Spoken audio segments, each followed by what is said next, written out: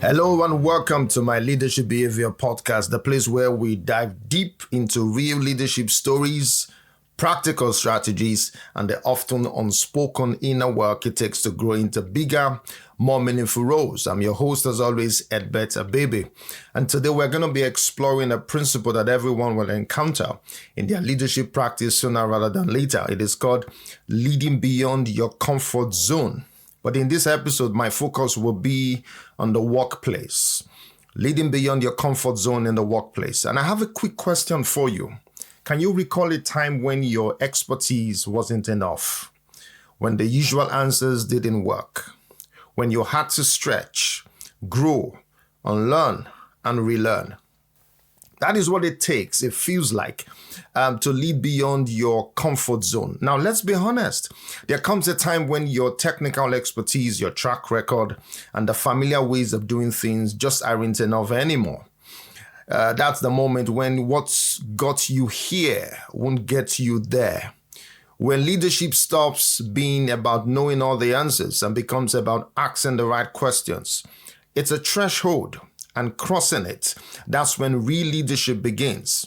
And I have a story that brings this to life. It's a story regarding a brother and a friend. We're talking about a college professor, someone deeply experienced, highly respected, and incredibly competent, who's been teaching at the university for over 20 years. Recently, he was appointed as the deputy dean of a faculty at another university. A significant promotion and a major career pivot, you would say. But here's what makes the story even much more interesting and more than a resume update. He was selected over an internal candidate, someone who had been acting in the role for over a year. Imagine stepping into that scenario. There's already a team in place, a culture already shaped, relationships already formed. Now you arrive, the outsider with fresh authority, but not yet having trust. Now this is the edge of the comfort zone. And leading from that edge requires something far deeper than subject matter expertise. It requires the ability to navigate resistance, to build alliances, and to make space for both your vision and the voices already in the room. That's why in this episode, we're going to be exploring through the lens of adaptive leadership, a framework designed to help leaders not just manage, but thrive in uncertainty and complexity. Because when the rules aren't clear, when authority alone isn't enough, and when the stakes are high, it's your adaptive capacity that determines the outcome. So whether you are preparing to step into a new position or you are already in one and you are feeling that stretch, this episode is for you. So get ready to reflect, to rethink, and maybe even to reimagine how you show up as a leader. Are you ready? Let's dive in. So let's start with something simple. You see, most of us work very hard to become experts. We build our skills, we gain knowledge, we earn respect, and then one day you get promoted or recruited or invited into a much bigger room.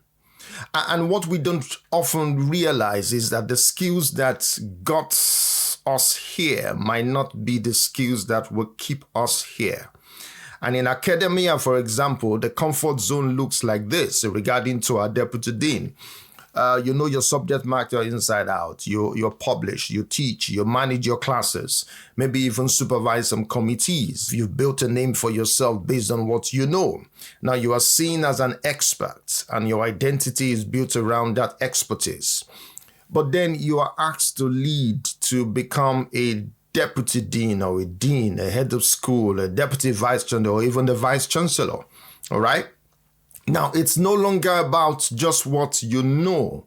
It's about what you can build with through other people. It's about politics, influence, vision. It's about leading systems, not just ideas. Leadership at this level is no longer about being the smartest person in the room.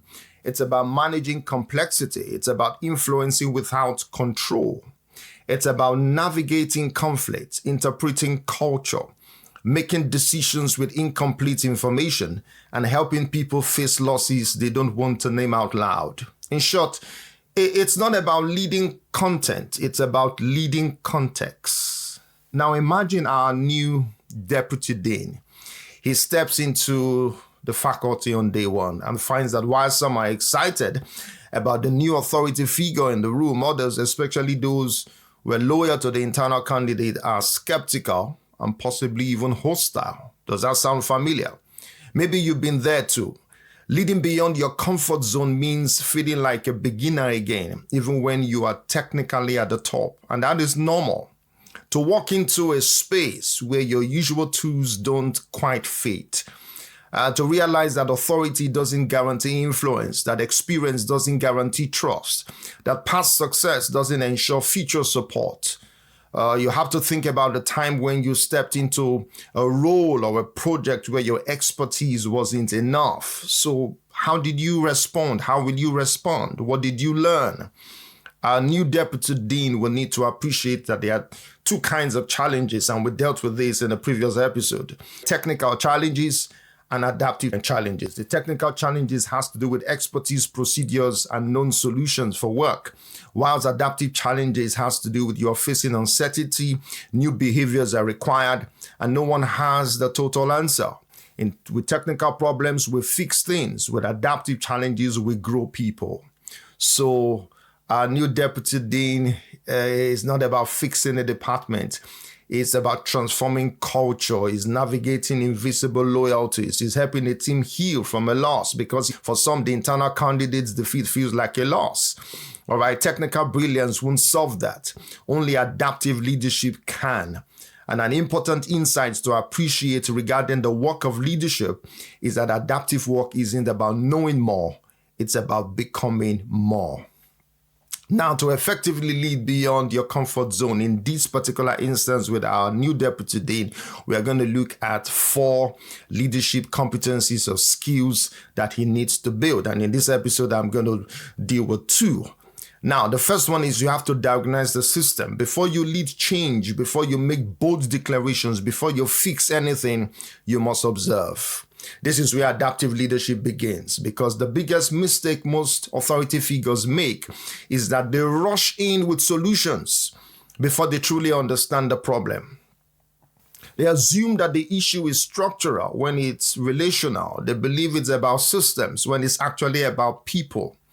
So what does diagnosing the system really mean? It means slowing down, not because you are avoiding action, but because you are preparing for the right action.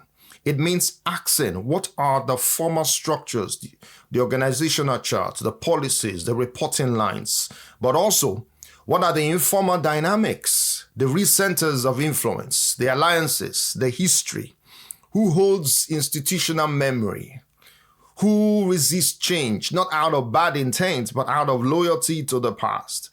Let's come back to our new deputy dean. He shouldn't assume his authority will earn him trust. He shouldn't just launch a change agenda in 1 week. Instead, he should listen. He should conduct a listening tour, quietly meeting with department heads, senior faculty, junior staff, admin coordinators, student leaders, one-on-one conversations, no microphones, no big promises, just presence, curiosity, respect. Finding out what's really going on. He's mapping the system. He's noticing which voices dominate conversations, who speaks freely, who doesn't, where are the tensions unspoken but deeply felt, which decisions are technically his but practically depend on others. Because here's the truth. Every organization is a living system, and every system resists disruption, even when it's needed. Diagnosing the system helps you understand what work needs to be done and what losses may be asked to bear, because change, even when positive, almost always includes loss. Loss of certainty, loss of routine, loss of status, loss of legacy. And people don't resist change because they are difficult. They resist because they are human. And an important leadership insight to note is that you can't change a system you don't understand. And you can't understand a system you haven't observed. So before you act, pause. Before you speak, listen. And before you lead, diagnose. The second skill that I'm going to talk about that a new deputy dean needs to know is emotional intelligence, leading people, not just processes. You see, when you step into a higher leadership role, especially one as complex and politically nuanced as that of a deputy dean, technical skills and credentials are no longer enough. What becomes critical is your ability to lead human systems, guide people, human relationships, egos, loyalties, and fears. Now, this is where emotional intelligence, EQ, steps in. And in adaptive leadership, where much of the work involves navigating uncertainty, tension, and resistance, EQ is not a soft skill, it's a strategic leadership asset. So let's break it down. So number one skill to note is that there has to be self-awareness, recognizing your emotional responses. As a new deputy dean, you will be tested publicly and privately. You may feel defensive when your decisions are challenged, frustrated by slow progress, or insecure when compared to your predecessor. Adaptive leaders don't suppress these emotions, they observe them. Why am I reacting this way? What does this tell me about what I value? What impact will my reaction have on others? The pause between stimulus and response is where leadership lives. The second point to note under emotional intelligence is social awareness. Reading the emotional undercurrents. Faculty meetings are rarely just about agendas. They are arenas of status, power, trust, and unspoken dynamics. An emotionally intelligent leader pays attention to who's gone quiet and why, who rolls their eyes when a suggestion is made, who looks to whom before voicing an opinion. And these are not distractions, they are data. Emotional data that reveals what's happening beneath the surface. Adaptive challenges live in that space, the gap between what's being said and what's really being felt. And the third point under emotional intelligence is empathy in action. Leading with compassion and precision. Empathy is not about being soft, it's about being strategically human. When change stirs discomfort, when long-serving staff resist a new direction, or when loyalties to the previous leader surfaces, the emotionally intelligent leader doesn't bulldoze. He listens, he validates, he guides. I know this change has stirred some frustration. I want to understand it, not dismiss it. Empathy creates psychological safety, and safety is the soil in which adaptation can grow. And the fourth point on that EQ is regulating the emotional climate. An adaptive leader sets the emotional tone, not by suppressing conflict, but by holding space for it skillfully. This means naming the emotions in the room. There's some tension here. Can we talk about it? Managing your own emotional leakage, tone, posture, defensiveness, modeling calm, your presence, especially when things get heated. Think of yourself as the emotional thermostat. You don't just fill the room, you help set it. Now, this is important because people don't follow titles. They follow leaders who make them feel seen. So EQ will allow you to maintain trust even during conflict, to de-escalate defensiveness before it becomes sabotage, to live through relationships, not just through authority. And in the adaptive leadership journey, where certainty is rare and emotions run high, emotional intelligence isn't a bonus, it is a bridge. I'm going to leave you with these two skills.